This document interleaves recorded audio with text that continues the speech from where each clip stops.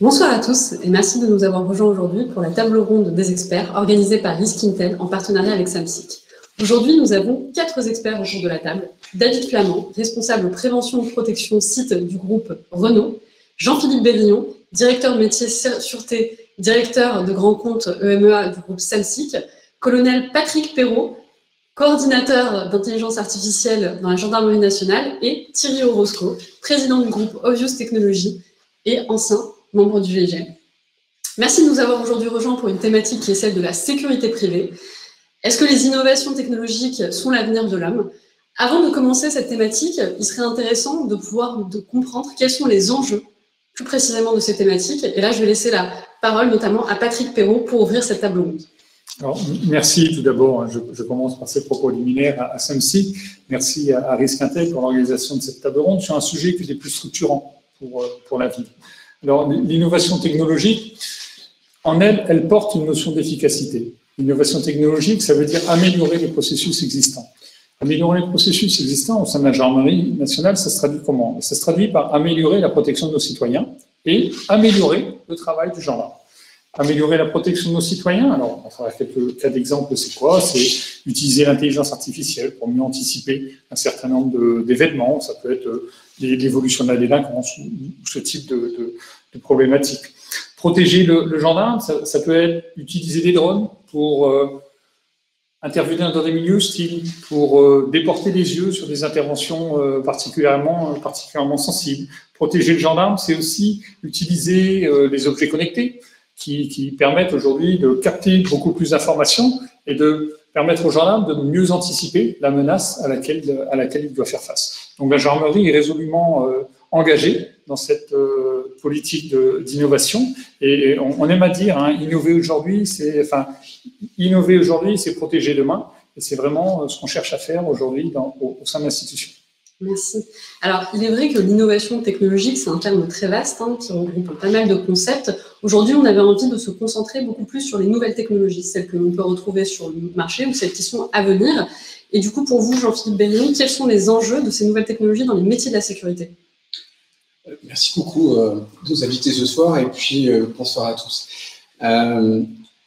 Tout comme pour la gendarmerie, la sécurité privée a pour mission de prévenir d'un certain nombre de risques, de malveillance, de protéger les biens de ses clients. Et donc, bien évidemment, on recherche l'efficacité dans les missions qui sont les nôtres.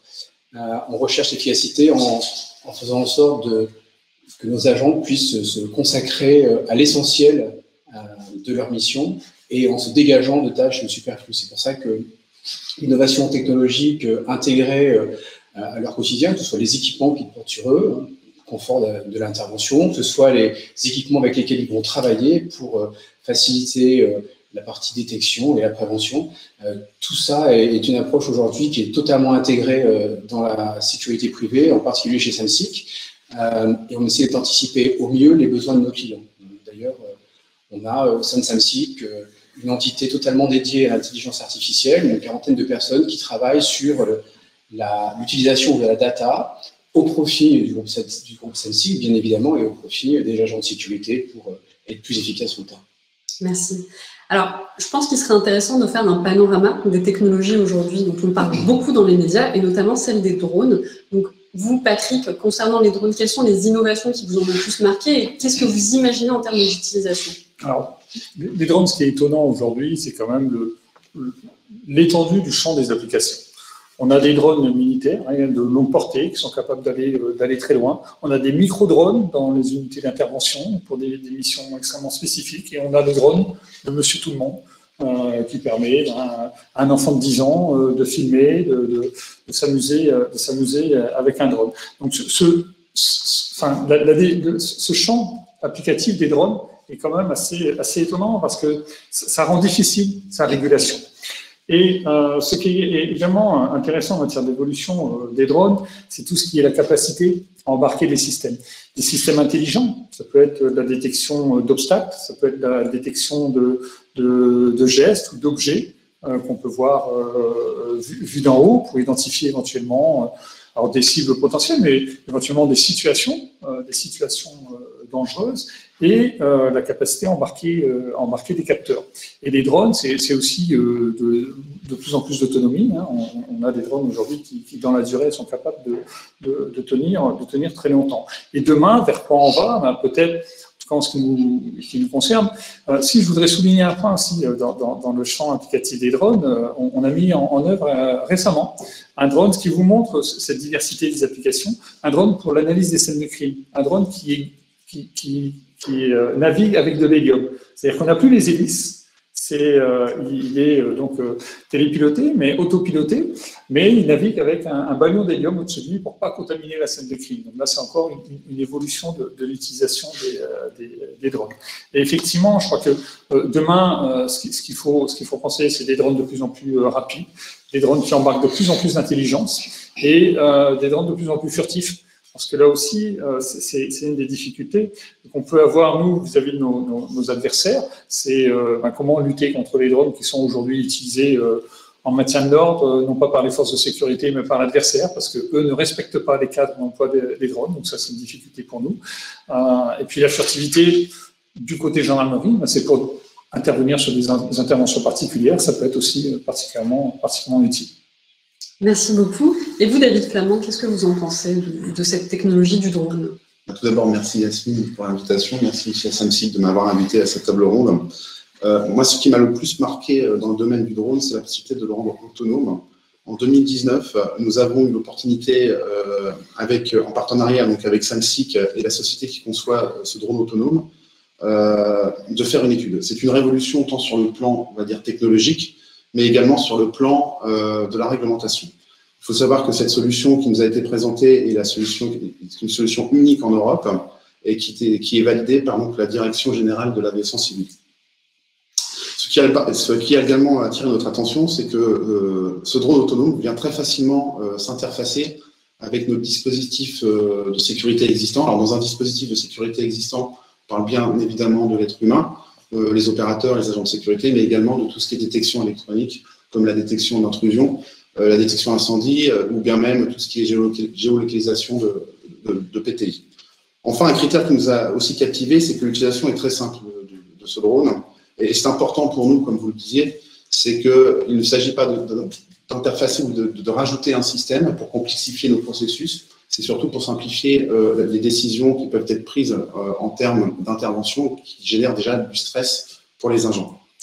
Ensuite, à quoi peut-on s'attendre en termes d'usage?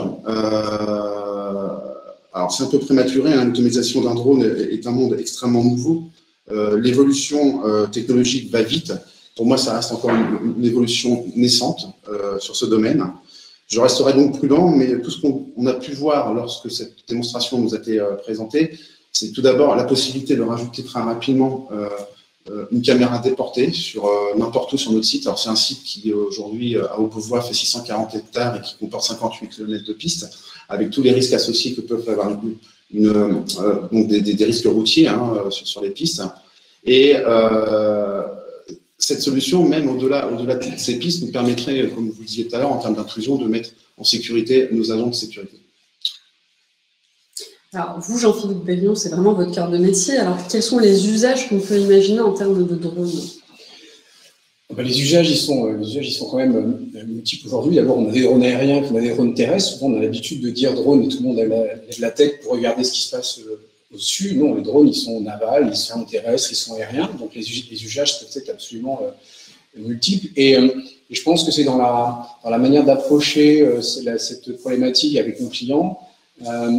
Non pas de venir avec un produit pour l'intégrer à un dispositif, mais de réfléchir à l'effet qu'on recherche sur le terrain, qu'est-ce qu'on veut faire, de quoi a-t-on besoin, et en fonction de ça, intégrer des drones pour aller surveiller de nuit, parce que un drone équipé avec, qu'il soit aérien ou terrestre, équipé avec des équipements de vision nocturne, eh bien, il va pouvoir mieux voir que certains agents.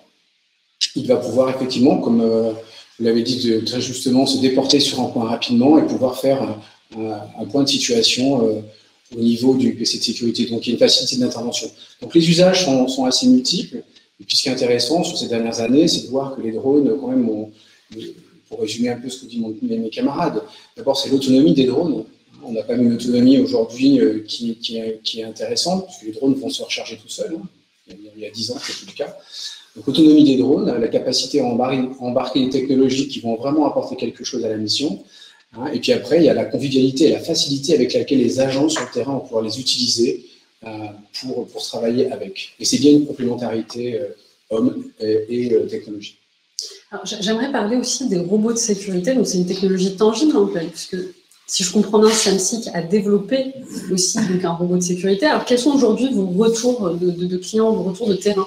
Alors, on n'a pas développé de robot, mais on a déployé un robot avec une société partenaire qui s'appelle Diva Technologies. C'est un robot Pigard, qui est un robot déployé sur le site de nos clients, qui permet de sécuriser un site en extérieur. Il y a différents types de robots. Celui-là est plutôt dédié à l'extérieur et il va exécuter des missions de ronde, des patrouilles que font normalement des agents, mais avec une efficacité qui va être, j'allais dire, meilleure, hein, puisque bon, d'abord, même quand le temps est mauvais, quand il fait très froid, qu'il fait 2 heures du matin, chez les robots, la qualité de la patrouille est absolument constante. Ce n'est pas forcément toujours le cas chez l'homme. Ça, c'est parfaitement humain. On ne va pas reprocher à quelqu'un d'avoir une petite baisse de qualité parfois sur une patrouille. Donc, il y a cette précision. Et puis, il y a la capacité, comme je vous le disais tout à l'heure, d'avoir des équipements qui permettent de mieux faire ou faire des choses que l'homme ne pouvait pas faire, et notamment sur la partie détection d'individus qui seraient cachés à 300 mètres, etc., qu'un agent ne verrait pas et que le robot va pouvoir identifier. Donc, voilà, ces robots sont intégrés, puis après, il y a une culture qui se construit pour que les agents, les clients apprennent à travailler avec. Je rebondis, du coup, vous disiez développer cette culture aujourd'hui, donc c'est quelque chose qui commence à se mettre en place? Oui, les retours terrain sont intéressants. Je discutais avec des agents qui ont formé à l'utilisation du robot, qui trouvaient ça merveilleux de dire c'est génial qu'on puisse avoir des technologies comme ça pour travailler aujourd'hui. Et donc, qui percevaient parfaitement l'utilité du terrain. Qui n'était pas du tout dans, comment dirais-je, la frayeur du robot déployé sur le terrain qui viendrait prendre le travail de l'homme. C'est pas du tout le cas, et c'est pas du tout comme ça qu'on travaille. C'est bien quelque chose, un outil qui est mis sur le terrain pour améliorer la prestation. Et donc, il y a cette culture de l'utilisation, hein, puisque le robot, c'est pas quelque chose de téléguidé, c'est quelque chose qui est autonome, et donc il travaille tout seul, et c'est quand il y a un problème qu'il avertit l'agent, et là, l'humain vient aussi analyser un certain nombre de choses en complément et décider d'intervention. Il y a une vraie culture à travailler. Alors, passons à une autre innovation technologique dont on entend également beaucoup parler, la reconnaissance faciale. Patrick Perrault, vous en pensez quoi? Qu'est-ce qu'il en est? Déjà, en fait, la reconnaissance faciale, on a l'impression que tous les critiques convergent vers cette discipline. Pourquoi? Parce que les gens craignent la reconnaissance faciale. Certainement par une image véhiculée par la fiction. Les gens ont peur de la reconnaissance faciale. Véhiculée peut-être aussi par un exemple très concret, qui est le crédit social en Chine, qui interroge. On se dit, mais vers quelle société on va? Je crois qu'en Europe, on n'est pas du tout sur ce type d'application de la reconnaissance faciale. Je crois qu'au sein de la gendarmerie, il y a des vraies utilités à exploiter la reconnaissance faciale et les performances de cette technologie, parce qu'elle est, sous un environnement contrôlé, bien plus performante que l'humain. Et je vais vous donner des cas d'exemple d'usage de la reconnaissance faciale qu'on utilise dans un cadre judiciaire. On l'utilise pour reconnaître des pédophiles sur des images à caractère pédophile. Quand on saisit un disque dur et qu'on a des milliers d'images à regarder, peut-être plutôt que ce soit un humain qui cherche à reconnaître des individus, c'est bien que ce soit une machine, parce que ça protège aussi le gendarme et ça permet d'aller plus vite dans la reconnaissance. C'est vrai aussi sur l'analyse de vidéos, l'analyse des flux vidéo pour reconnaître un individu qui commet une agression. Dans le domaine judiciaire, ça peut être extrêmement intéressant d'utiliser les performances de la reconnaissance faciale. Donc c'est vraiment une technologie qu'il ne faut pas bannir. On entend parler de moratoire sur la reconnaissance faciale. Et je crois qu'il faut simplement savoir l'utiliser dans un cadre raisonné, dans un cadre parfaitement établi. Et le cadre judiciaire est sous la direction d'un magistrat. Un magistrat, il est garant de la protection des libertés individuelles. Le gendarme est aussi garant de la protection des libertés individuelles. Et donc, je crois que cette chaîne-là nous assure une exploitation raisonnée de la reconnaissance faciale, qui, encore une fois, est un outil efficace dont il ne faut pas se priver. Et peut-être que demain, dans le cadre des caméras piétons, ça pourra aussi protéger le gendarme, parce que face à lui, il y aura un individu particulièrement dangereux, et qui sera potentiellement, qui pourrait être reconnu par la reconnaissance faciale. On n'en est pas encore là, mais peut-être que demain, dans un cadre de protection, c'est quelque chose qui pourrait être aussi particulièrement intéressant. On a parlé des drones, pourquoi pas demain aussi embarquer de la reconnaissance faciale sur les drones. Aujourd'hui, c'est quelque chose qui fait peur, mais je crois qu'il faut expérimenter. Et c'est tout l'objet du rapport du député Jean-Michel Miss. Laisser la place à l'expérimentation pour voir effectivement les limites et les atouts des technologies. Et je crois que c'est ce qu'il faut être capable de faire aujourd'hui, tester les technologies, et puis après, on pourra décider si elle est opportune ou si elle n'est pas opportune par rapport à la mission qui est fixée. D'accord. Je constate qu'il y a un point commun entre vos deux discours, c'est cette crainte que peut avoir un peu le public, mais finalement issue d'une méconnaissance réelle du sujet. Alors, vous en pensez quoi, vous, Jean-Philippe Berillon, de la reconnaissance faciale? Moi, je suis assez d'accord avec vous. Hein. On a surtout peur de ce qu'on ne connaît pas et de ce qui est nouveau.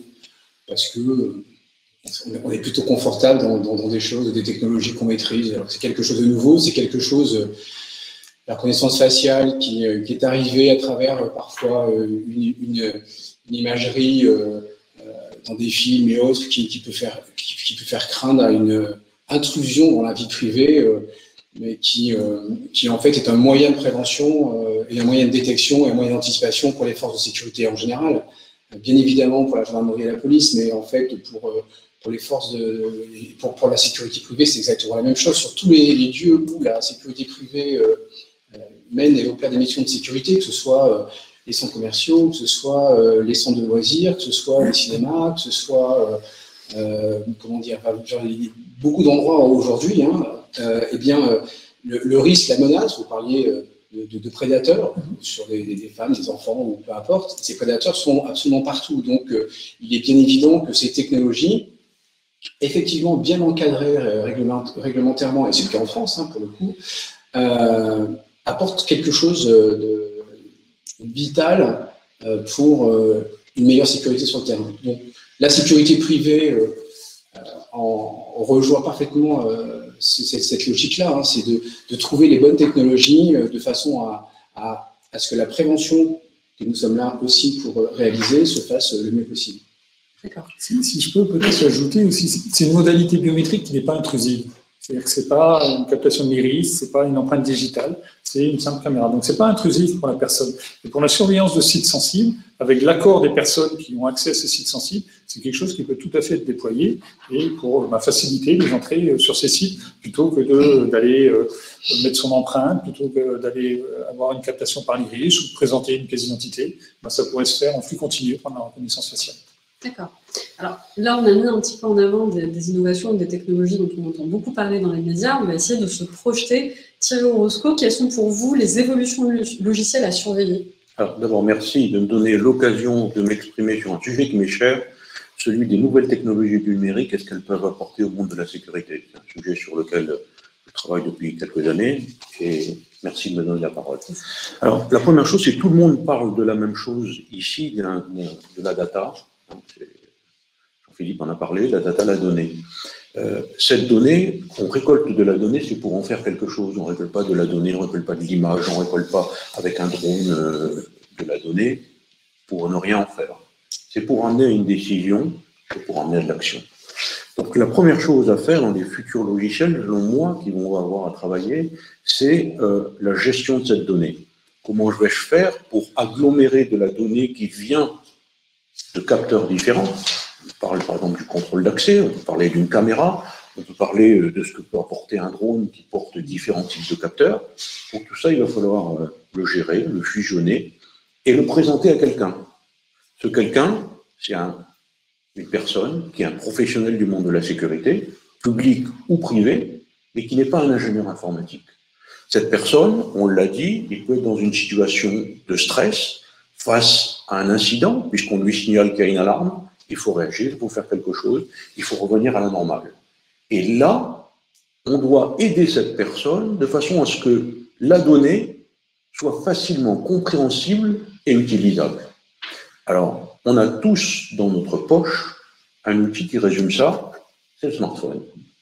On a tous un outil où, intuitivement, on se sert de notre smartphone. Personne n'a suivi de cours pour apprendre à se servir du smartphone. Et pour moi, là, on est en ce moment dans ce qu'on appelle la data visualisation, c'est-à-dire la traduction d'une donnée brute qui est difficilement exploitable pour le commun en quelque chose qui est intuitif pour une personne d'un métier.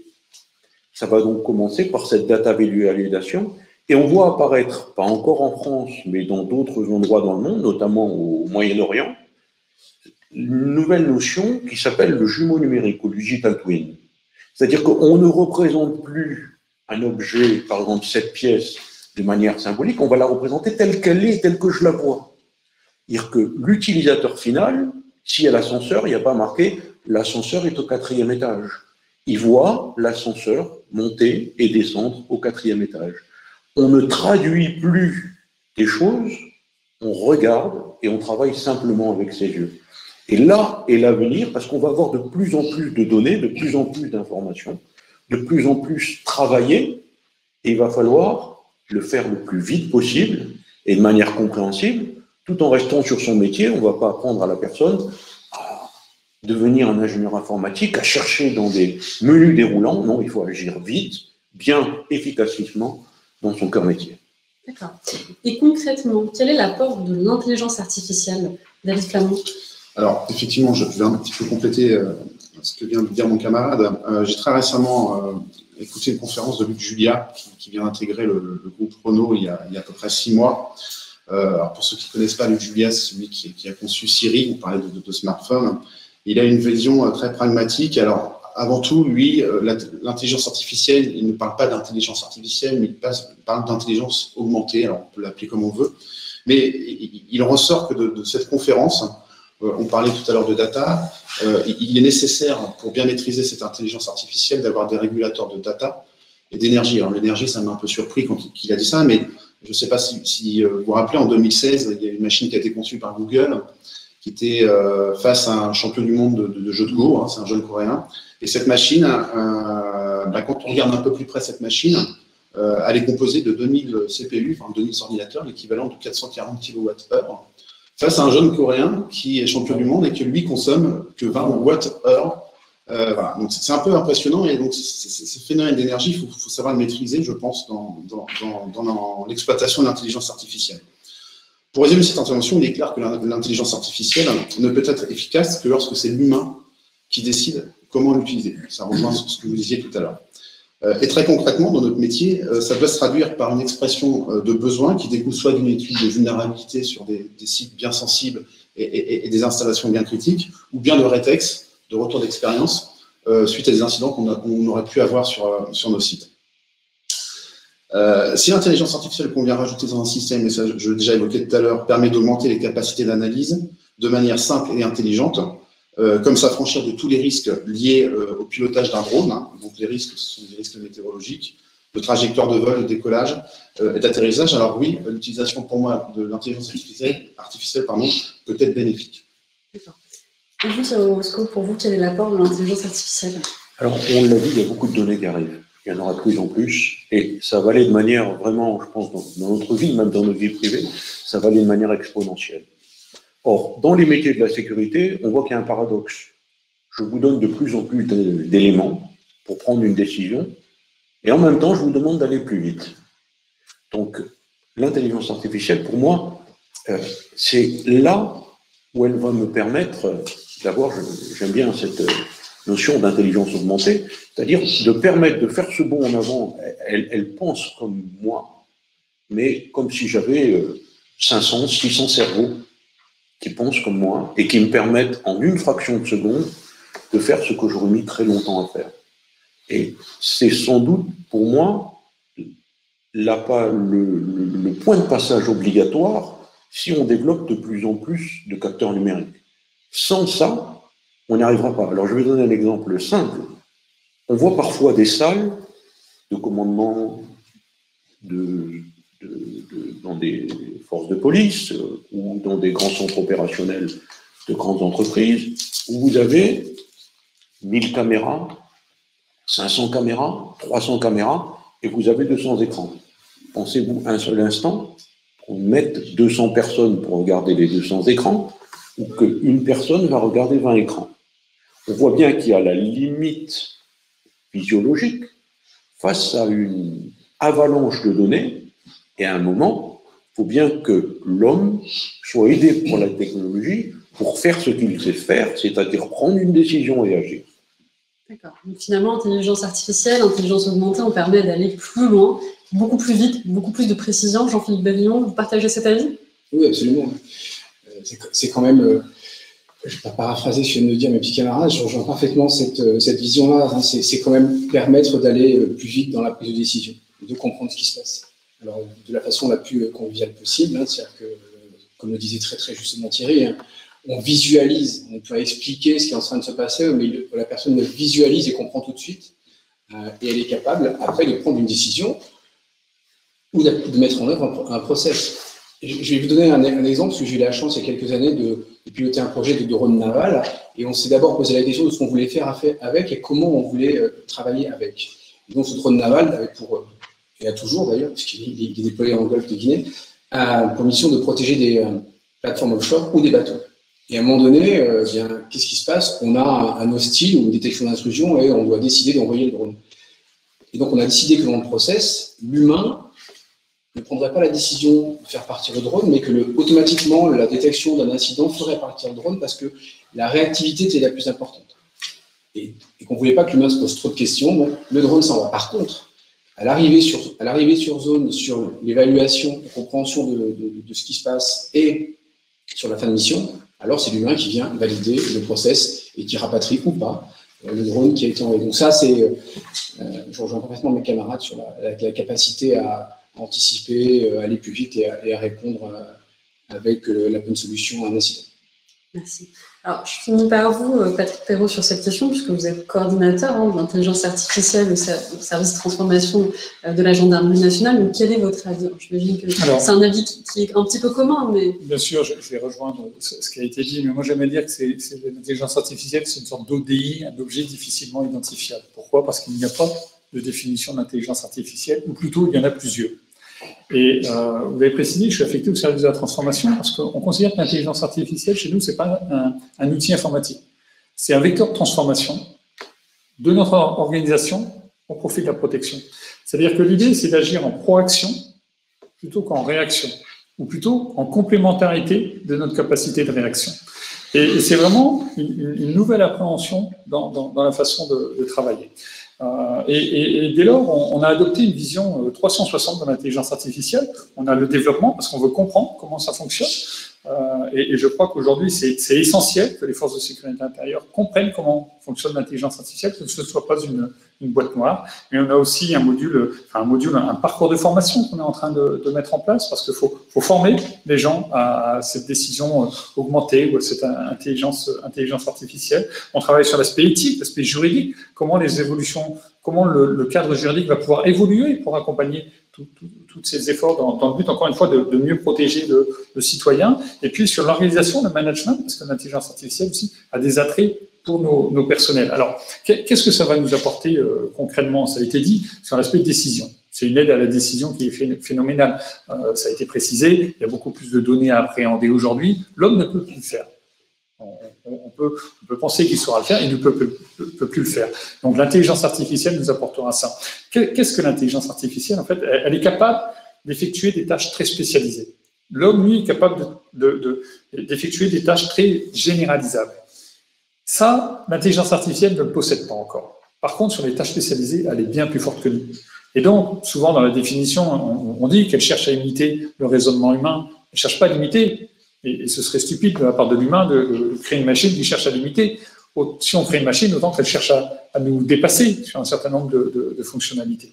Et donc, elle classe mieux les différents éléments. Typiquement, nous, je parlais des images, quand on veut détecter des individus, quand on veut détecter des images spécifiques, la machine ira beaucoup plus vite que nous et sera beaucoup plus efficace que nous. Quand on veut détecter des signaux faibles dans une masse d'informations, la machine sera beaucoup plus à l'aise que nous pour détecter les signaux faibles parce qu'elle travaillera sur les corrélations qu'il peut y avoir entre les différents éléments. Elle nous ramènera ce qu'on appelle des inférences, c'est-à-dire des données qui ne sont pas visibles a priori et que la machine est capable de détecter. Elle sera également capable de mieux authentifier. On travaille aujourd'hui sur tout ce qui est deepfake, vous savez, tout ce qui est hyper trucage, comment manipuler l'information. Et nous, on travaille comment détecter les manipulations d'informations. L'intelligence artificielle permet aussi de mieux détecter la désinformation. Donc, si vous voulez, l'intelligence artificielle, d'un côté, c'est le mal, d'un côté, c'est le rebelle. Et il faut être capable de bien comprendre comment elle peut faire mal, mais aussi comment l'utiliser pour que ce soit le meilleur remède pour faire face à l'adversité. Et il est une chose qui est importante, c'est-à-dire qu'aujourd'hui, le retard qu'on va prendre dans le domaine ne se rattrapera pas. Demain, on aura la physique quantique qui va venir percuter le monde de l'intelligence artificielle, et on parle d'informatique quantique. Et là, on sera à des vitesses qui dépasseront ce qu'on connaît aujourd'hui, et on ne sera plus capable de rattraper le retard qu'on aura accumulé. Donc on est vraiment à un moment charnière où il faut absolument qu'on s'engage dans cette voie de l'intelligence artificielle, mais un engagement raisonné, un engagement de confiance et dans la plus grande transparence possible. D'accord. Mais du coup, ces innovations, elles proviennent d'où majoritairement? Est-ce que c'est le secteur privé? Est-ce que c'est le secteur public? Alors, je pense notamment à l'armée ou à la police. Ce sont des sociétés nationales. On est précurseur de ce genre d'innovation en France ou étrangère? Jean-Philippe Bellyon. Je pense qu'elles sont un petit peu partout. On est dans un marché aujourd'hui d'innovation qui est florissant. On a des startups qui se créent un peu partout. Avant tout, l'innovation, elle vient d'un besoin. On a un chemin d'innovation chez Samsic, que ce soit pour tous les métiers d'ailleurs, et d'abord, c'est aller sur le terrain pour aller voir les gens, pour leur dire qu'est-ce que vous faites, et est-ce qu'il y a des moyens de le faire mieux, plus vite, etc. Ou même disent, tiens, on a trouvé telle chose, on pourrait plus vite. Donc, il y a ce besoin identifié sur le terrain. Une fois que le besoin est identifié, on va essayer de trouver la solution la plus adaptée, et on va aller voir sur le marché. Donc là, aujourd'hui, on peut aussi se doter de capacités internes, comme c'est le cas chez nous, parce qu'on a des gens qui travaillent sur l'intelligence artificielle et qui produisent des solutions à destination de nos clients. Non, je crois qu'on a un marché qui est florissant en France, à l'étranger. Après, il faut trouver le plus efficace. Le plus efficace et le plus employable et le meilleur marché, bien évidemment. C'est là tout l'enjeu aujourd'hui. Hein. Donc, avec une préférence, on est un groupe français et breton, on a donc une préférence pour ce qui est français et breton, et donc si on peut trouver des technologies sur ces périmètres-là, c'est préférable. Et vous, Thierry Roscoe, alors comme pas mal de personnes autour de cette table, vous avez un profil dual, vous avez été dans le public, maintenant vous êtes dans le privé, vous en pensez quoi? Est-ce qu'on a plus des innovations dans le secteur privé-public? Est-ce que c'est plus étranger ou national? Alors, je pense que les uns et les autres ne peuvent pas se passer les uns des autres. Ça, c'est pour rebondir un peu sur ce que dit Jean-Philippe, c'est là où c'est important. La première chose, c'est le besoin de l'utilisateur. Il y aura innovation technologique si on arrive à parler avec un utilisateur et comprendre l'impasse dans laquelle il se trouve. Pensez que cette impasse peut être traduite par quelque chose qu'on va créer technologiquement ou qu'on a technologiquement et qu'on peut détourner sa première fonction ou améliorer pour répondre à ce besoin. Donc il faut déjà qu'il y ait un vrai dialogue, et en France, heureusement, je vois au ministère de l'Intérieur, il y a des structures qui sont faites pour ça, pour permettre qu'il y ait ce vrai dialogue et cette compréhension. Quelqu'un qui fait une innovation en pensant connaître un métier, s'il ne le connaît pas, ça ne servira à rien. Donc il faut d'abord qu'il y ait ce premier dialogue. Ensuite, je suis malheureusement dans une entreprise où nous cherchons à innover, il faut y arriver à trouver la solution. Et une fois qu'on l'a trouvée, il faut qu'elle soit économiquement viable. Pourquoi? Parce que l'utilisateur final, à un moment, il dit « c'est génial, ça va répondre à ma question, mais combien ça coûte ?» Et si on ne résout pas ce triptyque, le besoin, la recherche, développement et le coût économique, on n'y arrive pas. Or, en France, on voit bien qu'on a cette chance d'avoir un dialogue, d'avoir des startups qui sont innovatrices, innovantes et qui en veulent, et on a une aide de l'État pour tout ce qui est recherche et qui est important, je peux le dire, puisqu'aujourd'hui, je suis de l'autre côté de la barrière, je suis dans le monde de l'entreprise. Le crédit impôt recherche, c'est quelque chose qui nous aide énormément et qui n'existe pas dans d'autres pays sous des formes aussi simples pour obtenir des crédits de la part de l'État. Et sans tout cela, il est évident qu'on n'arriverait pas. Donc dire l'innovation technologique vient de tel ou tel domaine, non. Elle vient parce qu'il y a un véritable environnement qui s'est créé avec une volonté d'avancer, une croyance partagée entre les utilisateurs et les innovateurs qu'on peut apporter quelque chose, parce que vous pourrez très bien avoir un utilisateur qui dit « Oui, mais même votre truc, d'abord, ça ne marchera jamais, puis moi, je le fais très bien avec un post-it, un stylo et un trombone. » Très bien. Ben non, on trouve des gens qui arrivent à se projeter. Je suis content, Patrick en est un bon exemple. Il est dans un domaine d'utilisateur, mais il se projette dans un avenir, et puis après, au monde industriel, à comprendre ce qu'ils veulent, trouver les moyens et trouver les solutions économiques pour qu'ils puissent acheter avec les moyens dont ils disposent. Alors Patrick Tirorosco vous a passé la main. Moi, je me pose la question, qu'est-ce qu'il en est des innovations technologiques donc, issues de l'étranger, mais utilisées par des entreprises de sécurité sur notre sol? Est-ce qu'il y a vraiment aujourd'hui une problématique de souveraineté? Je ne pense pas qu'il faut le voir comme ça, dans le sens où ces entreprises sont soumises au même cadre juridique que nous, dès lors qu'elles travaillent sur notre sol. Et notamment dans le domaine de la sécurité privée, si vous voulez, on a des vrais liens, ça a été précisé, avec le monde de la sécurité privée européen. Hein. Après, au-delà des frontières européennes, c'est encore un autre cadre, mais au niveau européen, il n'y a pas de difficulté à travailler avec un certain nombre de sociétés de sécurité privée. Et on tente d'aller vers un continuum avec ces sécurités-là. Et pour rebondir sur ce qu'il disait effectivement Thierry Orozco, c'est ce triptyque recherche, monde industriel et end user, ou un service étatique capable de valider la cohérence de l'innovation pour voir si effectivement elle est applicative. C'est ce qu'on trouve dans les projets de financement du plan de relance, c'est ce qu'on trouve effectivement, il y a des crédits pour recherche qui a des entreprises, c'est ce qu'on trouve dans les projets Horizon Europe de l'Union européenne. Donc on a quand même des possibilités de travailler ensemble pour mieux définir le besoin et puis développer des systèmes les plus pertinents. Pour ce qui est de la souveraineté, moi je suis plus inquiet avec les GAFA, les BATX, parce qu'effectivement, c'est des entreprises qui aujourd'hui possèdent la donnée, qui possèdent les capacités de stockage et qui possèdent la puissance de calcul.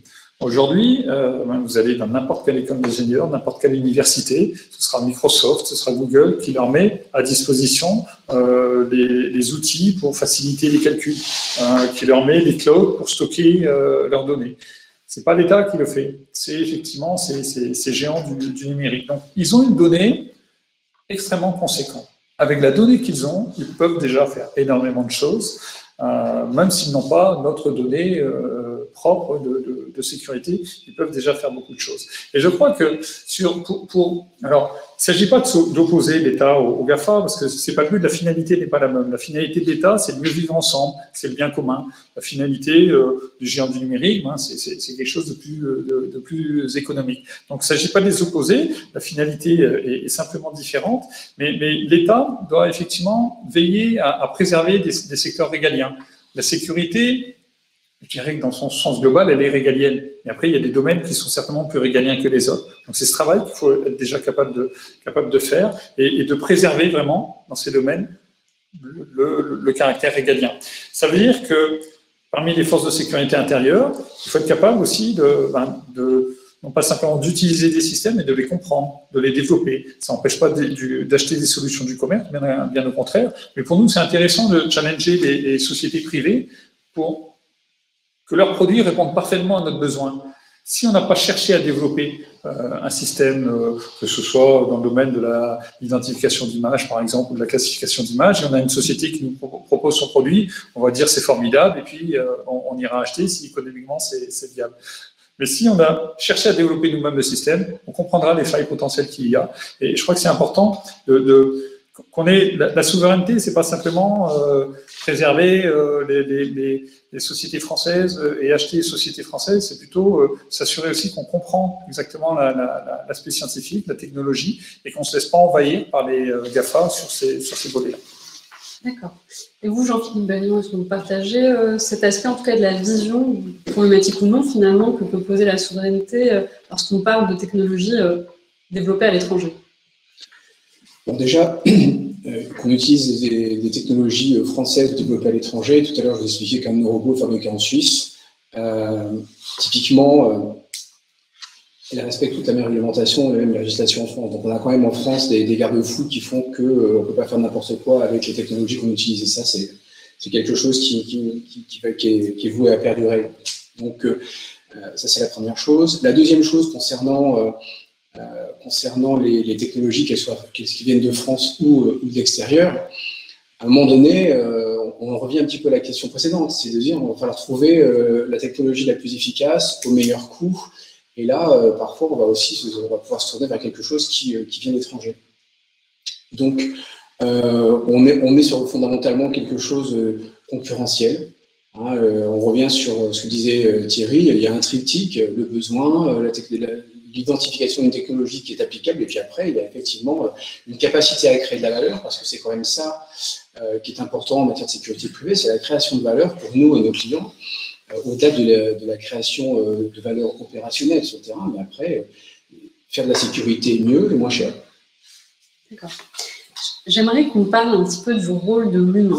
Alors, on l'a un petit peu effleuré dans vos réponses par rapport aux questions, mais je pense qu'il est important de poser cette question, en tout cas pour notre public. Est-ce que l'innovation technologique permet d'augmenter l'humain ou de le remplacer? David Flamand, vous en pensez quoi?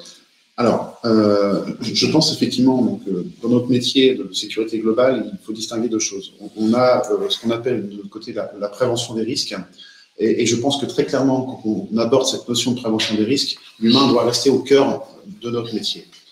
Au-delà des possibilités que puisse offrir la technologie, et on parle encore de drones, si vous voulez, on priorise donc ces actions à travers et en impliquant tous les acteurs qui peuvent participer à cette amélioration de la prévention.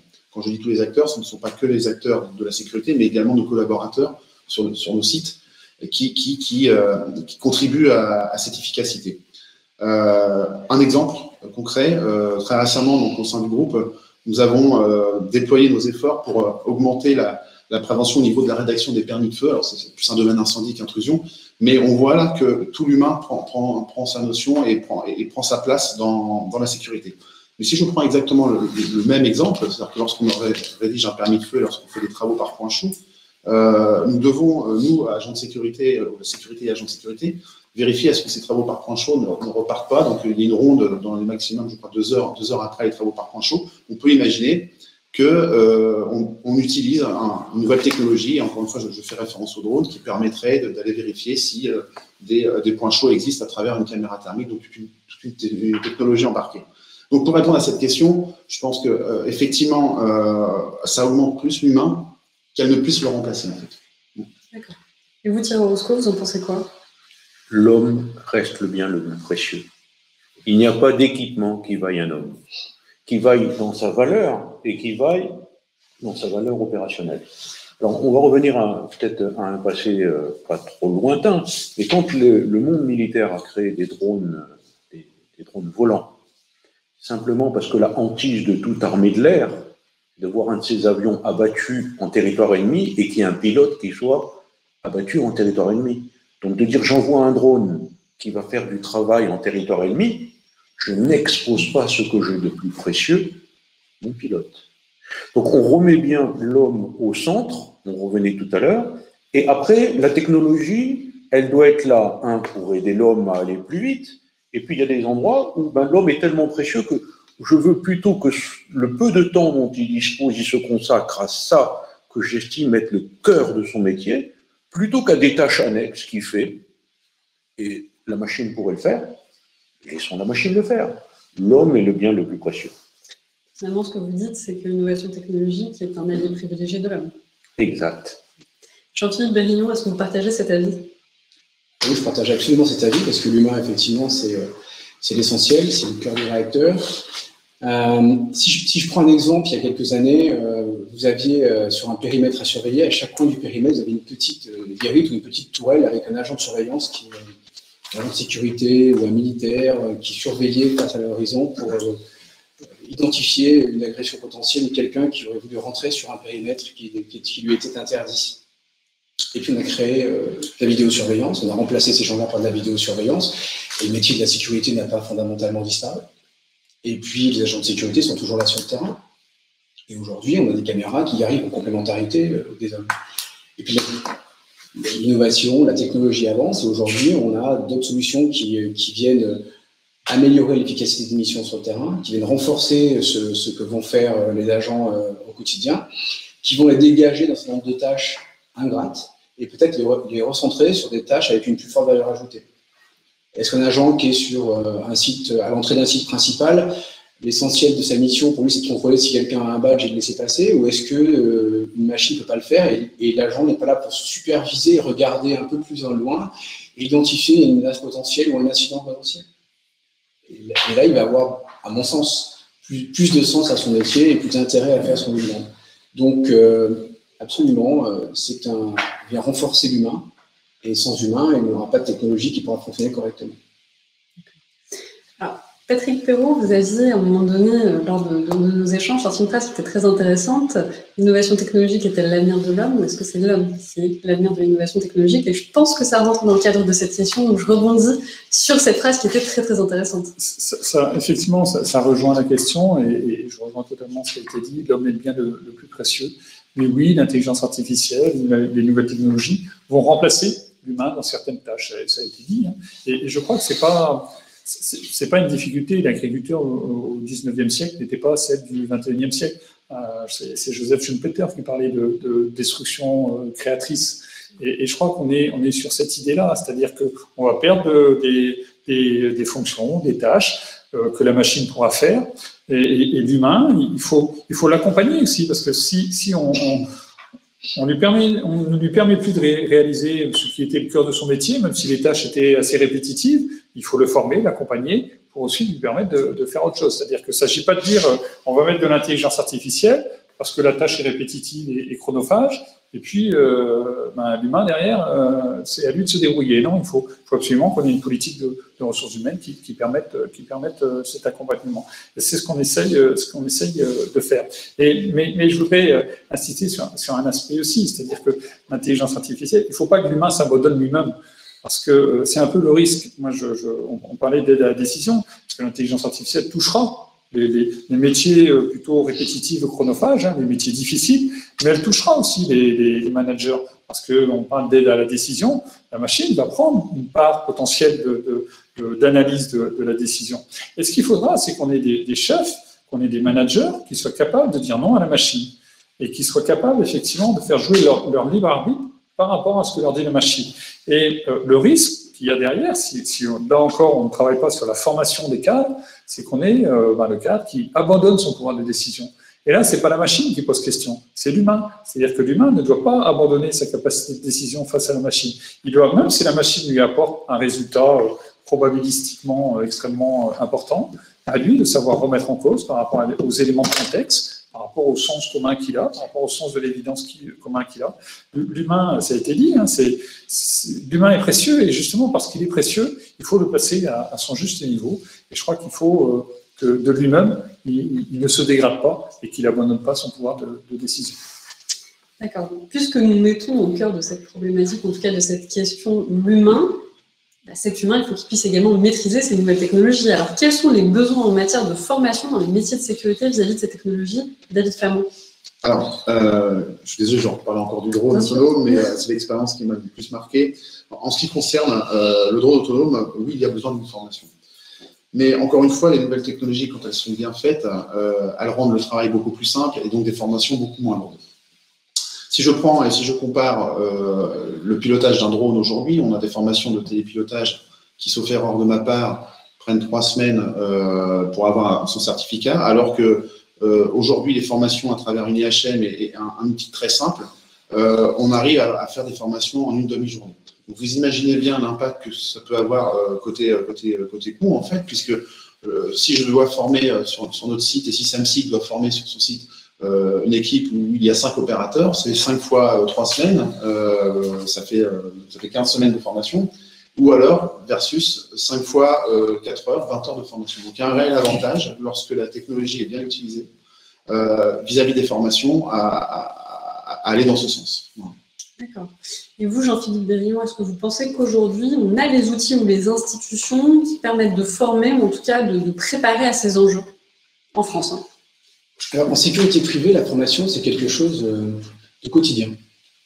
D'abord parce qu'elle est obligatoire pour pouvoir travailler en sécurité privée, et puis après parce que les besoins de nos clients font qu'on doit former nos agents à des techniques nouvelles qui se sont fait jour, et on fait de la formation tout le temps. Et on a des centres de formation, la plupart des sociétés de sécurité privée ont des centres de formation et forment leurs agents. Et puis un besoin apparaît, de la même façon qu'on réfléchit à aller chercher une technologie pour répondre à un besoin. Sur la formation, il y a des besoins qui apparaissent. Avant, il y a des problèmes sur le terrain qui demandent à mettre en place des formations pour que les agents soient capables de faire face à telle ou telle situation ou mettre en place tel processus. Donc, c'est quelque chose qui est totalement dans notre ADN et ça, c'est très important. Mais il y a deux choses. Il y a la formation et il y a la culture. Et tout à l'heure, je vous ai expliqué que sur la mise en place des drones, les agents qui voyaient cette technologie arriver trouvaient ça plutôt bien. Et il a fallu expliquer aux agents que le drone autonome, terrestre, pour le coup c'est un robot autonome, il travaille tout seul. Il y a un joystick effectivement qu'on peut prendre pour aller à un moment donné pour pouvoir aller faire quelque chose, mais typiquement il travaille tout seul. C'est pas un outil qu'on est tout le temps à manipuler pour lui faire sa ronde et ainsi de suite. Il vient faire quelque chose pour dégager l'agent d'une activité qui est moins créatrice de valeur. Donc, il y a cette culture à mettre en place. Et puis, il y a aussi l'acceptabilité de la technologie. Donc, la formation, la culture, et puis l'acceptabilité de la technologie. Et on en parlait, c'est le fait que ce sont des outils qu'on intègre pour rendre, les opérations de sécurité plus efficaces pour nos agents. Donc, pas vraiment de souci sur la formation. Quand on n'a pas les formateurs, on va chercher la capacité, la connaissance à l'extérieur et puis on monte cela. Aujourd'hui, c'est déjà quelque chose qui est engagé et qui continuera et on a la capacité de former nos agents. Et comme on l'a dit tout à l'heure, avec des technologies qui sont très conviviales. Thierry a des solutions. Aujourd'hui, d'hypervision, en une demi-heure, quelqu'un est capable d'utiliser sa solution. Donc, c'est ça qui est très important là. De s'adapter aux besoins et de faire que la convivialité dans l'utilisation soit très efficace. La visualisation, pour aider à la compréhension. Donc, quelque part, vous dites qu'il faut aussi de la sensibilisation. La sensibilisation devient le corollaire de la formation. Il faut allier les deux aujourd'hui. La sensibilisation, elle crée la culture, c'est-à-dire faire comprendre ce que c'est, ce que ça apporte. Avoir la chance de travailler avec des industriels auprès desquels on fait de la sécurité et qui ont compris les enjeux de la technologie, et qui ne voient pas que dans la technologie, un appareil qui coûte cher pour aller faire quelque chose qu'on pourrait faire un agent. Et donc, en fait, il y a toute une étude missionnelle à faire. Qu'est-ce que je faisais avant, qu'est-ce que je vais avoir aujourd'hui et qu'est-ce qu'on va avoir demain. Ça, c'est très important. Et c'est cette façon de partager ces nouveaux modèles de sécurité avec nos clients qui va permettre d'avoir quelque chose de plus efficace. Mais la culture se crée en commun. D'accord. Et vous, Patrick Perrault, est-ce que auprès de la Gendarmerie nationale, vous estimez qu'on a ces outils et ces institutions mises à disposition? Oui, alors, je pense que la formation, c'est un enjeu majeur. On a dit que les nouvelles technologies, elles les transformer, nos métiers, peut-être les remplacer sur certains aspects, mais en tout cas les transformer. Et c'est une obligation qu'on a de former nos personnels à cette transformation pour qu'on garde cette efficacité vis-à-vis de la protection de nos concitoyens.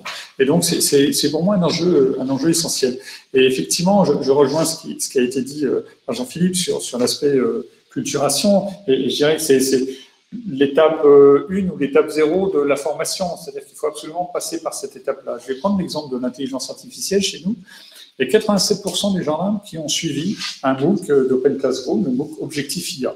C'est un MOOC généraliste sur l'intelligence artificielle. Et 87% des gendarmes, c'est une masse considérable, qui ont appris ce qu'étaient les rudiments de l'intelligence artificielle. Dans ce domaine de la culturation, on publie tous les 2 mois une revue électronique bimestrielle sur ce qu'est l'intelligence artificielle, mais aussi les applications dans le domaine qui est le nôtre, de la protection de la population. Et je crois que autant le premier module était très généraliste, avec cette lettre ministérielle qui est une vraie piqûre de rappel, il y a une accoutumance effectivement du gendarme à tout ce qui est lié à l'intelligence artificielle et aux nouvelles technologies qui y sont associées. Je parlais tout à l'heure de parcours de formation. On a vraiment cette ambition parce que au-delà de la phase d'acculturation, il faut qu'on aide nos dirigeants à appréhender aussi, on parlait de décision augmentée, comment utiliser l'intelligence artificielle pour mieux décider. Parce que ce serait une erreur de ne pas exploiter les performances de l'intelligence artificielle dans le processus de décision. Ce serait une erreur de prendre pour argent comptant tout ce que nous dit l'intelligence artificielle. Donc, il y a un juste milieu à faire et pour ça, il faut aussi former. Et il faut aussi aller plus loin parce qu'il y a la formation et l'utilisation des outils. Ça, j'ai pas vraiment d'inquiétude parce que, comme ça a été dit, c'est dans l'ADN de la sécurité, que ce soit privé ou public, de se former à l'utilisation des nouveaux outils. Et les gendarmes sont très même autodidactes par rapport à des outils logiciels qu'on leur distribue. Ils savent très vite les approprier pour en tirer le bénéfice le plus utile. Mais il faut aller sur une formation aussi de la compréhension.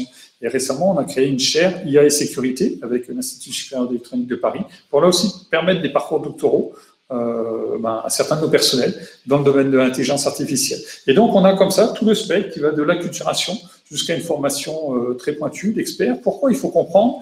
Parce que la gendarmerie nationale devra aller devant la représentation nationale pour expliquer pourquoi on fait de la reconnaissance faciale si on en fait, pourquoi on travaille sur l'analyse prédictive. Et il faut être capable d'expliquer aux Français qu'est-ce qu'il y a derrière ces outils. Parce qu'on parlait de transparence tout à l'heure, mais c'est une nécessité. C'est-à-dire que il ne s'agit pas de la transparence, c'est pas montrer tout le code source qu'on utilise, montrer toutes les données qu'on utilise. Il y a certains aspects qui sont trop sensibles. Si on met tout notre code source dans le domaine public, le malfaiteur saura très facilement les contourner.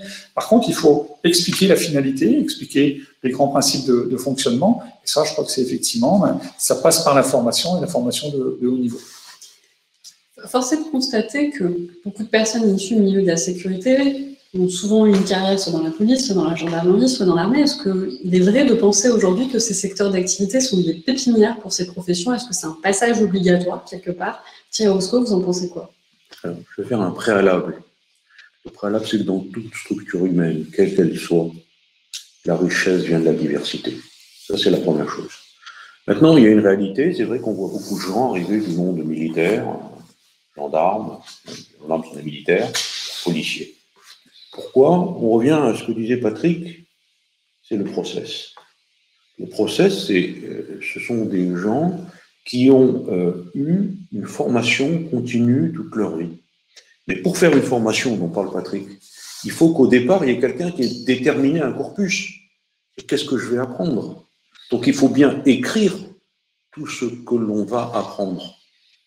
C'est pas du droit oral où je te montre comment je fais un petit peu. On a fait du process. Et sans doute que les recruteurs apprécient ce côté méthodique et processionnel qui est un côté qu'on retrouve bien justement dans les fonctions où la formation est des parts importantes de l'efficacité et du temps consacré. Les militaires, comme les policiers ou les gendarmes, consacrent beaucoup de temps à leur formation.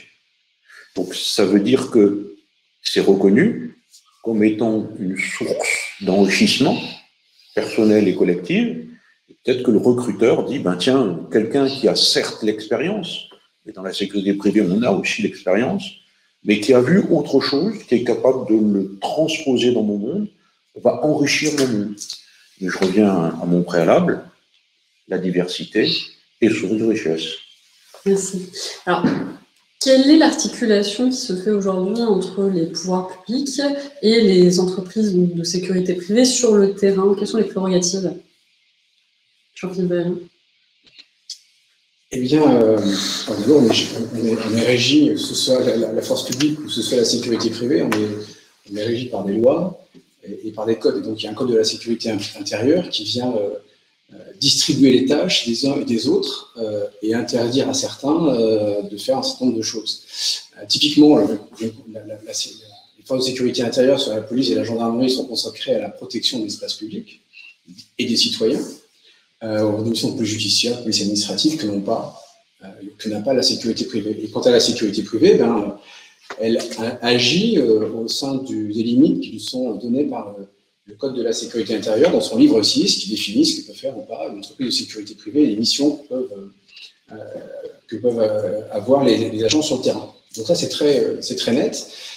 En revanche, quand on regarde le monde aujourd'hui sur le terrain et quand on regarde la problématique de la menace qu'on a aujourd'hui en France et du débat qu'on a aussi sur que doit faire aujourd'hui la sécurité privée, est-ce que le champ de la sécurité privée doit s'agrandir, est-ce que la sécurité privée n'a pas aussi une capacité à venir dégager les forces de sécurité publique, un certain nombre de missions pour qu'elles puissent se consacrer au haut du spectre de la menace. Et c'est tout le débat actuel, c'est le débat qui a eu lieu lors de la dernière loi sur la sécurité globale, qui n'a pas forcément donné la satisfaction, enfin une grande satisfaction au monde de la sécurité privée, parce que nos attentes étaient grandes, et comment dirais-je, les avancées ont été maigres. Mais je pense qu'il y a un vrai débat sur les prérogatives des uns et des autres, sans que ça puisse en rien remettre en cause les problématiques de liberté publique, parce que là, je pense qu'on est dans le fantasme. Et on voit bien dans le monde anglo-saxon, ou même latin, parce que souvent les anglo-saxons sont très pragmatiques, donc la problématique de collaboration entre les forces de sécurité, ça se passe très bien. Mais si je prends un monde latin, qui est plutôt le nôtre, et que je regarde ce qui se passe, par exemple, en Espagne, où on a plus de couches de sécurité qu'on a en France, parce qu'en France, on a la police, la gendarmerie, on a la sécurité privée et les polices municipales. Donc on a 4 couches. Et puis quand vous allez en Espagne, vous avez la Guardia Civile, la police nationale, vous avez les polices d'État, et puis vous avez les polices municipales et la sécurité privée. Et eux ont réussi à construire un vrai continuum de la sécurité, c'est-à-dire être efficace sur le terrain, pragmatiquement, qu'on n'arrive toujours pas à faire en France. Alors on en parle beaucoup, hein, c'est très français. On en parle beaucoup, mais on n'a pas réussi à le faire. Et le continuum de la sécurité, c'est non seulement dans la façon de travailler, mais aussi dans les moyens dont on peut disposer. Exemple sur une technologie totalement banale, qui est la caméra piéton. Expérimentée en gendarmerie, expérimentée en police nationale, déployée au sein de la police municipale, qui démontre une efficacité sur la prévention des incivilités, la prévention des agressions, et puis une capacité à capter une information qui peut servir après si on bascule sur un phénomène plus judiciaire. Alors que la sécurité privée opère sur des sites accueillants du public, les grands centres commerciaux, etc., eh bien, il est impossible de la doter de cette technologie-là. Je me pose des questions aujourd'hui. Quelle efficacité voulons-nous vraiment dans la protection de nos citoyens? J'attends une bonne réponse. Alors, vous, Patrick Perrault, comment vous voyez cette articulation? C'est une vraie question, et je rejoins l'agent de sécurité privée n'a pas à être plus exposé que le gendarme dans ses missions. Mais je voudrais quand même dire que ça a largement progressé. Ça fait un certain nombre d'années que je suis en gendarmerie. Ça a quand même, il y a beaucoup plus de liens qu'il n'y avait à une époque entre sécurité privée et sécurité étatique, les forces de police et gendarmerie. Et je crois que on n'a plus le choix. Il faut aller vers cette idée de continuum de sécurité. On n'a plus le choix, et je crois qu'il faut vraiment mais il y a déjà un certain nombre de travaux qui sont faits, mais qu'on engage une vision prospective de ce continuum dans les années à venir, parce que demain, on aura des territoires connectés. Les territoires connectés, je ne suis pas sûr que les services étatiques soient en mesure d'assurer effectivement toute la protection des libertés individuelles, la protection de la population par rapport à tout ce qu'il va avoir. Et si on n'arrive pas à se mettre d'accord avec les sociétés de sécurité privée et les forces étatiques, ben, on aura qui va arriver par-dessus, ce qu'on évoquait tout à l'heure, les GAFA. Et eux, ils auront des solutions. Il y a eu une expérience à Toronto, au Canada, qui a échoué finalement, mais où une filiale de Google avait un projet de connexion de cette ville et qui marchait très bien. Et le citoyen l'acceptera. On parlait d'acceptabilité. Ce qui vient de l'État, le citoyen a du mal à l'accepter. Ce qui vient de Google, le citoyen l'accepte aisément, parce que Google a cette intelligence, alors je dis Google, mais les autres aussi, hein, de montrer le service qu'il rend aux citoyens. Et ça, je crois que c'est une vraie réflexion qu'il faut qu'on ait en interne, c'est quand on demande quelque chose au citoyen, qu'est-ce qu'on lui rend en retour? Quelle est la plus-value qu'il a par rapport au service qu'il nous demande? Et il faut absolument qu'on arrive à travailler sur ces sujets-là. Et ces sujets doivent être travaillés avec le champ de la sécurité privée, parce que on voit aujourd'hui, si vous voulez, on a des représentants de la sécurité privée avec des solutions technologiques extrêmement puissantes et intéressantes. Donc, il faut absolument qu'on arrive à s'associer, et bien entendu, dans le cadre juridique le plus adapté. Et après, comme ça a été dit, il y a un domaine qui est extrêmement régalien, où la sécurité n'aura pas à aller, et elle le comprendra, je suis sûr, très bien, parce que c'est vraiment un domaine qui relève des forces étatiques. Et puis, il y a tout un champ qui pourrait être un champ partagé. D'accord, merci beaucoup Patrick. Alors j'ai envie de rebondir sur ce que vous disiez tout à l'heure, Jean-Philippe Bellon. Vous parliez justement de la croissance des entreprises du secteur de la sécurité privée. C'est vrai que c'est quelque chose qu'on constate, en tout cas dans les statistiques, on le montre, on le voit. Moi, j'aimerais un petit peu comprendre cette croissance. Est-ce qu'en France, on a un cadre réglementaire ou un écosystème qui est favorable? Comment expliquer cette croissance? Alors, je ne sais pas si on a une croissance des entreprises de sécurité privée aujourd'hui, il y en a déjà beaucoup en France. On a plusieurs milliers, et typiquement, on est plutôt dans une transformation. Je pense que dans une croissance, on a beaucoup d'entreprises de sécurité privée, des toutes petites en particulier, la réglementation qui est mise en place avec le livre 6 du Code de la sécurité intérieure a justement voulu que la qualité de la prestation soit la même partout. Il est évident de constater que des entreprises de sécurité privée qui auraient une ou deux personnes ne peuvent pas, en formation, en qualité, etc., faire la même chose que des entreprises plus grosses. Donc, pas forcément un accroissement.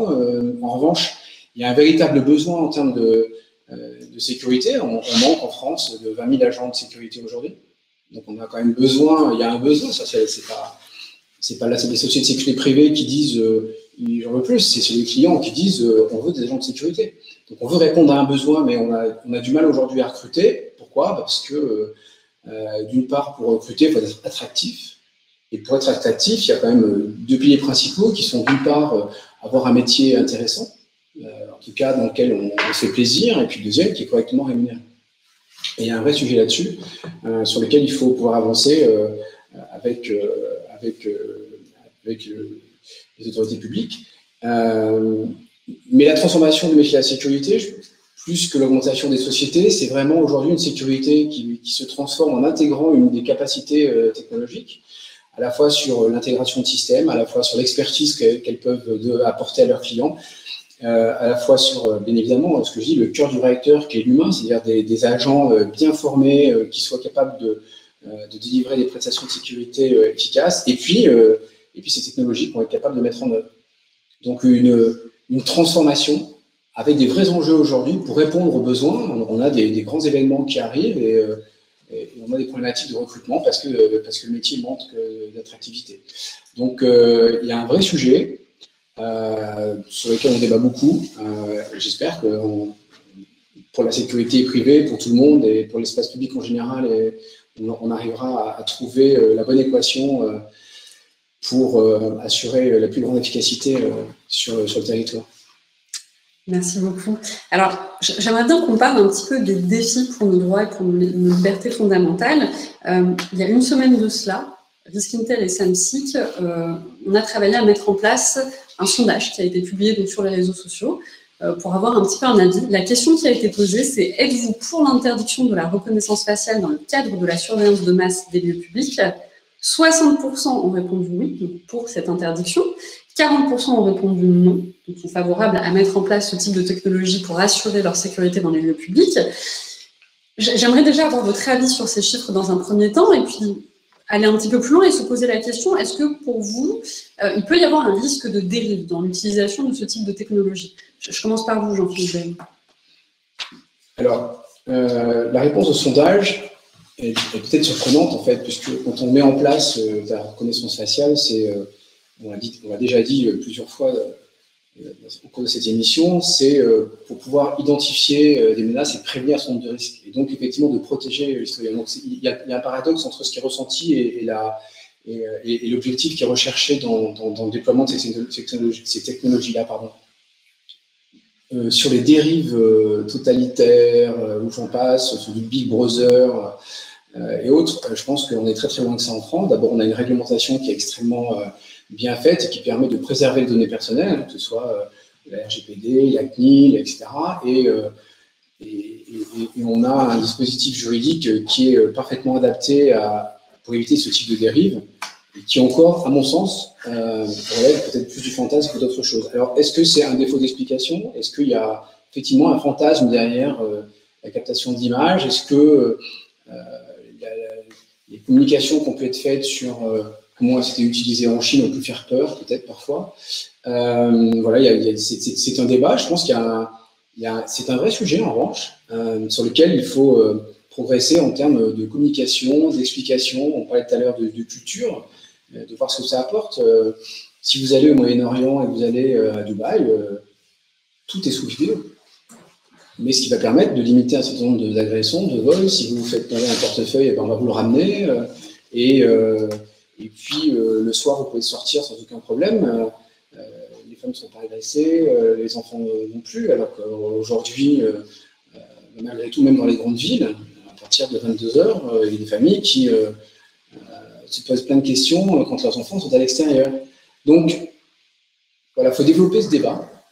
Il faut éclaircir pour que la compréhension des uns et des autres soit meilleure et je pense qu'on est un petit peu dans le fantasme encore. Voilà. Sans accuser ou montrer qui que ce soit du doigt, bien évidemment, mais...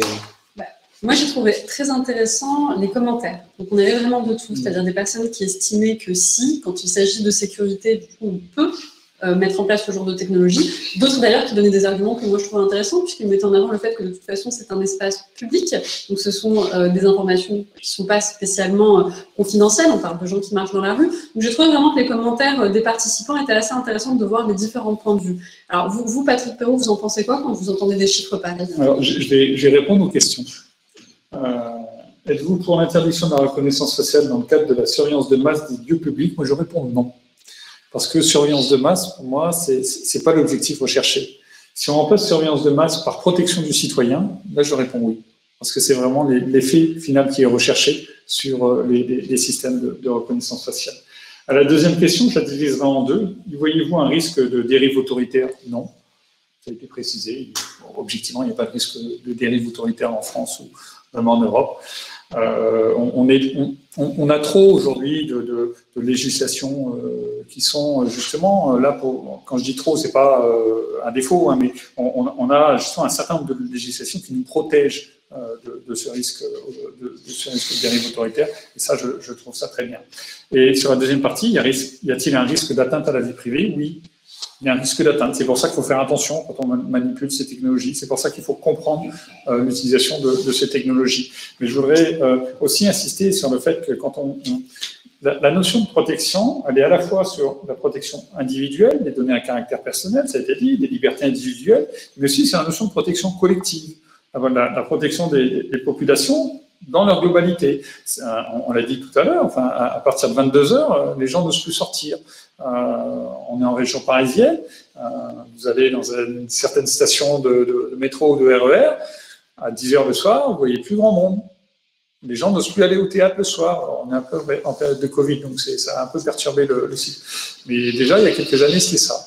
Donc, il existe dans certains pays ce qu'on appelle des zones sécurisées dans le métro, où vous avez des dispositifs de reconnaissance faciale, des dispositifs associés à la vidéoprotection, où les personnes qui potentiellement ne se sentent pas en sécurité vont dans ces zones-là pour justement être en sécurité. Donc, je crois que c'est un point d'équilibre qu'il faut réussir à trouver entre les libertés individuelles et les libertés collectives. Et ce point d'équilibre est fragile et pas facile à trouver, parce que des fois, les solutions sont contradictoires. Trop de liberté individuelle peut tuer la liberté collective, trop de liberté collective peut mettre en danger la liberté individuelle. Donc il faut trouver ce point d'équilibre, et c'est pour ça que la notion de risque d'atteinte à la vie privée, elle est réelle. C'est un point d'équilibre sur lequel il faut avoir une attention permanente.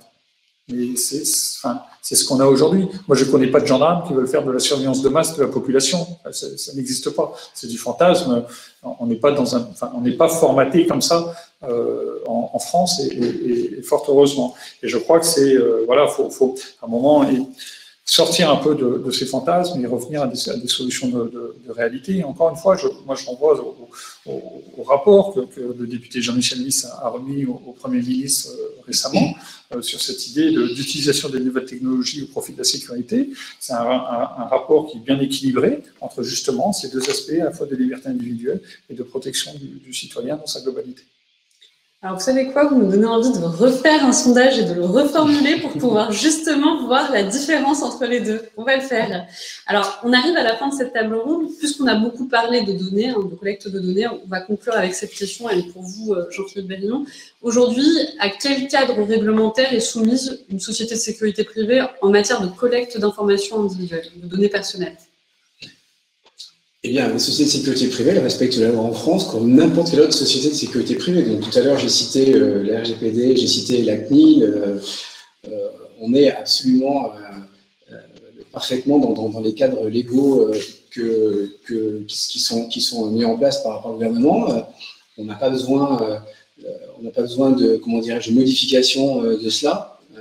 On a la sécurité privée, elle travaille dans le cadre naturel qui est celui de la protection des données personnelles. Donc ça, il n'y a pas d'ambiguïté là-dessus. On n'a ni besoin comment dirais-je, de dégrader le dispositif, ni besoin de l'améliorer, parce qu'on a quand même en France un pays d'essence démocratique. On est un pays sur lequel les libertés publiques sont quelque chose d'extrêmement fondamental. Même parfois, ça peut devenir complexe pour l'utilisation de technologies pour la surveillance d'un certain nombre de sites. On voit bien qu'il y a un vrai débat là-dessus. Et donc, je veux dire, il ne faut pas s'en plaindre, au contraire. C'est très important. Et tout à l'heure, on parlait de points d'équilibre au sein de ces innovations technologiques. Et c'est ce point d'équilibre-là sur la protection qu'on va donner aux citoyens et puis la capacité à leur faire savoir qu'en fin de compte, ce qui va être capté ne peut pas les inquiéter, il ne va pas être utilisé contre eux ou de façon dévoyée. Donc ça, c'est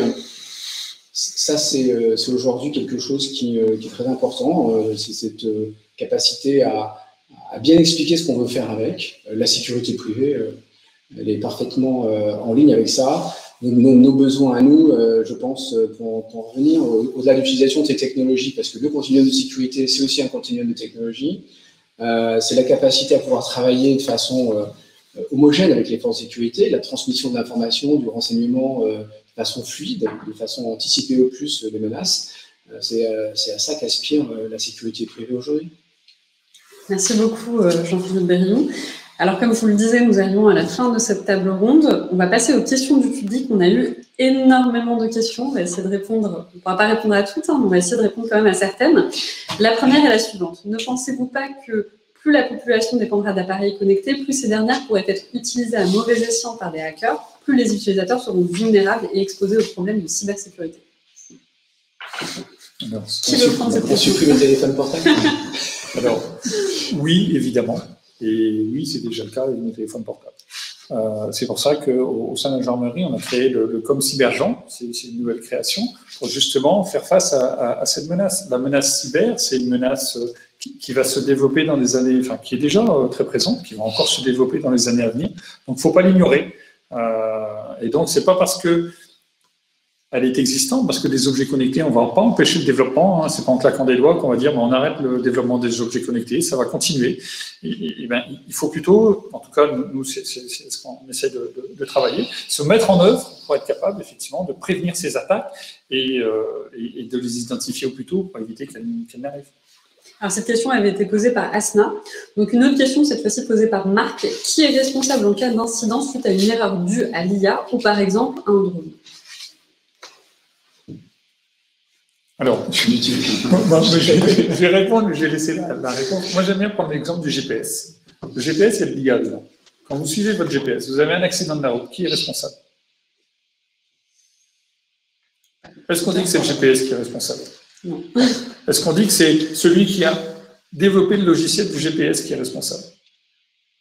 Et j'entends même parfois, des fois, qu'il faut retrouver le développeur de l'algorithme qui potentiellement a mis en danger. Je pense qu'Albert Einstein risque d'avoir pas mal de procès au regard de l'ensemble des inventions qu'il a pu susciter. Je crois, et on parlait tout à l'heure de la place de l'humain, je crois que dans tous ces débats, il faut vraiment remettre l'humain dans sa tâche de responsabilité. C'est l'humain qui est responsable. Pour moi, quand on parle de l'intelligence artificielle qui sont racistes, pour moi, ça n'a pas de sens. C'est les intelligences artificielles qui sont sexistes, ça n'a pas de sens. Ce sont des caractéristiques humaines. Donc, n'associons pas des caractéristiques humaines à une machine. La machine à laver, elle peut mieux laver les assiettes bleues que les assiettes blanches, mais pas pour autant dire qu'elle est raciste. Elle est moins performante sur une certaine catégorie. Donc, à moi de rééquilibrer ça.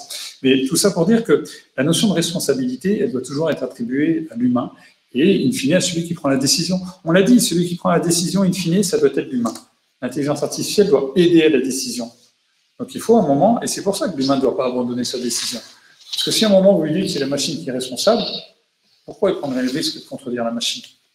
Donc il faut vraiment replacer la responsabilité, à mon sens, sur l'humain. Donc un petit peu ce qu'on disait tout à l'heure, toujours replacer l'humain au centre. Même en cas de responsabilité. Oui, ouais, parce que c'est l'utilisateur final. Qu'a fait l'utilisateur final? Il ne faut pas aller chercher la responsabilité ailleurs. Après, en matière de cyber, je vais être très rapide, il y a aussi la formation et la culture. La menace cyber, elle est constante aujourd'hui. Alors effectivement, on a un certain nombre de solutions logiques qui vont venir protéger les installations. Il ne faut pas oublier l'humain, parce que l'humain va être un facteur déterminant. C'est lui qui, à un moment donné, va se retrouver confronté à une problématique, prise d'un contrôle d'un passé de sécurité, shutdown, etc. Comment vont-ils réagir? Donc là aussi, il y a un enjeu, en particulier pour la sécurité privée, sur la formation des agents à la menace cyber, pas la menace en général, mais par rapport au site que vous protégez, un attaquant cyber, qu'est-ce qu'il va pouvoir faire et quelle va être la conséquence pour vous et comment vous allez devoir réagir? C'est là-dessus qu'il faut peut-être... Je voudrais intervenir juste sur la responsabilité et ce qu'a dit Patrick. On n'avance pas dans le néant, on a quand même un grand passé, technologie et humain, ben c'est les avions. Un avion qui tombe, est-ce que c'est la faute de l'avionneur ou est-ce que c'est la faute de l'homme? Il faut se poser la question et on peut se la poser. Généralement, on voit que dans 90% des cas, la faute est plus humaine que technologique. Ça ne veut pas dire qu'on fait confiance qu'à l'homme ou qu'à la machine. Il faut se poser la question, mais cette problématique et cette arithmétique existent déjà et elle a déjà été jugée moult fois devant des tribunaux sur la terre entière. Donc aujourd'hui, de dire est-ce que ça sera la technologie ou est-ce que ça sera l'homme, on va faire que reposer la même question qui s'est posée et on sait le faire. Merci. Alors cette question, je l'aime bien. Christopher qui demande « Le maquillage donne de fausses analyses à la reconnaissance faciale. Qu'en pensez-vous » Ah bah c'est l'éternel jeu entre le bouclier et l'épée. On va aussi, et tout à l'heure tu en parlais, hein, c'est la capacité à pouvoir identifier ce qu'il y a de faux dans ce qui apparaît vrai, en fin de compte. Et, voilà, donc après, il y a plein de choses qui seront mises en œuvre pour arriver à discerner ce qu'est le vrai du faux. Mais effectivement, c'est le jeu de l'épée et du bouclier, je pense. C'est la difficulté par rapport à la reconnaissance faciale. Je disais que c'est une modalité biométrique non intrusive. Mais c'est aussi une modalité biométrique qui se situe à la croisée des chemins entre la modalité physiologique et la modalité comportementale. C'est-à-dire que mon visage, je peux le changer assez facilement. Ma voix, je peux la changer assez facilement. Elles sont justement à la croisée de ces chemins. Mon empreinte, je peux lui dire de changer, elle ne changera pas. Je peux prendre un plastique, je peux mettre des gants, etc. Comme ça, mon ADN, il ne changera pas. Là, on est sur des modalités biométriques physiologiques. Donc oui, il y a des possibilités d'imposture sur la reconnaissance faciale, sur la reconnaissance de locuteur, sur toutes ces modalités qui sont liées au comportement. Mais on travaille aussi, je vous rassure, sur les impostures en matière de reconnaissance faciale, en matière de reconnaissance de locuteur. Et on cherche nous-mêmes à imposter nos systèmes et on regarde comment ils réagissent par rapport à ces impostures. Donc on lutte effectivement, enfin, c'est effectivement la notion de bouclier. Hein, si on regarde aujourd'hui des logiciels qui existent sur tout ce qui est vol dans les magasins, effectivement on n'est plus sur la problématique de reconnaissance faciale en tant que telle, mais sur un comportement gestuel qui va identifier à 80, 85%, 90% un comportement anormal qui a priori relève du vol. Et donc, la machine va dire à l'agent de sécurité, attention, sur tel rayon, il y a une problématique. Il n'y a pas un agent derrière chaque rayon pour surveiller tous les gens qui viennent faire leur course. Donc là aussi, effectivement, c'est juste le comportement et la façon de se déplacer ou d'agir qui va permettre d'identifier le visage. On n'aura pas forcément besoin. Je voudrais rajouter là, la personne qui pose la question, je ne sais pas s'il a déjà pris l'avion et s'il l'a déjà utilisé par c'est-à-dire que vous passez votre passeport. Sur mon passeport, j'ai une photo de moi, du temps où j'ai fait le passeport. Personne ne nous oblige à dire il faut que vous ayez une barbe, parce que sur la photo, vous avez une barbe. Il faut que vous ayez les cheveux longs, parce que vous avez les cheveux longs. Il faut que vous soyez blond, parce que sur la photo, vous êtes blond. En fait, vous pouvez bien changer, vous verrez, l'appareil vous reconnaîtra. Pourquoi? Parce que l'appareil ne dit pas simplement « je reconnais le visage ». Il a des multicritères, la taille entre les deux pupilles. Enfin, il y a de multicritères, et sur ces multicritères, il est capable, justement, parce qu'on lui a appris, à dire c'est lui ou c'est pas lui. Donc ça existe déjà, et un simple maquillage, ça ne trompera pas. Alors ça peut tromper une reconnaissance faciale bas de gamme et lointaine, Mais la reconnaissance faciale à l'aéroport, duperait pas l'appareil. Parce qu'en fait, effectivement, c'est un point qui est important. On parle des réseaux de neurones profonds. Parce qu'aujourd'hui, c'est ce qui existe dans le domaine de l'intelligence artificielle. Et on dit c'est pas explicable, donc c'est contraignant. Mais en fait, ce que font ces réseaux de neurones profonds, ils identifient qu'est-ce qu'il y a de strictement invariant dans votre visage. Au fur et à mesure des couches du réseau, on va déterminer ce qui est totalement invariant dans votre visage. Et ce qui vous identifie par rapport à nul autre. Et c'est effectivement, vous pouvez vous maquiller, alors jusqu'à une certaine limite, si effectivement c'est du maquillage comme on peut retrouver dans les films, qui déforme totalement le visage, ça va tromper la machine. Mais un maquillage léger ne trompera pas la machine. Je pense que si vous allez à l'aéroport maquillé, on vous reconnaîtra si vous êtes maquillé ou pas. Donc, et effectivement, comme ça a été souligné, à l'aéroport, on peut avoir la barbe, sans la barbe, il y a des lunettes, on peut les enlever, même avec le masque, maintenant, le masque, on est capable de reconnaître les personnes, même si ça altère un peu la reconnaissance faciale. Donc, ça fonctionne quand même très très bien. D'accord, merci pour vos réponses. Alors, on va prendre une autre question, cette fois-ci posée par Stéphane. Les directives RGPD sont de plus en plus contraignantes. Comment sont-elles intégrées, en tout cas ces contraintes-là, dans les nouvelles technologies, entre autres la reconnaissance faciale dans le domaine public et dans les entreprises? Question difficile. Les RGPD, c'est les données personnelles. Donc en fait, c'est comment dire, les obligations qui sont faites aux entreprises à faire en sorte que les données personnelles de leurs salariés ne puissent pas faire l'objet de captation, de diffusion et restent protégés. Donc on applique la loi et puis bien évidemment on met en place un certain nombre de sécurité sur nos systèmes informatiques de façon à ce que les accès soient absolument contrôlés. Et puis d'ailleurs les personnes dont les données, mais ça c'est encore seulement commenté à la loi, les personnes dont les données sont enregistrées ont le droit de regard, mais finalement dessus. Donc là-dessus, on peut contrôler n'importe quand, comme sur ce qui est stocké, sur la façon dont c'est protégé, et puis sanctionner si ça n'était pas fait correctement. Donc là, on est vraiment dans le cadre de la loi. D'accord. Merci. Si je peux compléter, en entreprise, effectivement, on a plein de systèmes qui récoltent des données personnelles. Donc on applique bien évidemment la loi, et ça se traduit comment? Ça se traduit par une déclaration très précise de la finalité du produit, de la fonction pour laquelle il est conçu. Et bien évidemment, lorsqu'on nous demande, à travers un exercice de droit, de récupérer nos données personnelles, on doit être à même de pouvoir sortir toutes ces données personnelles à la bonne personne.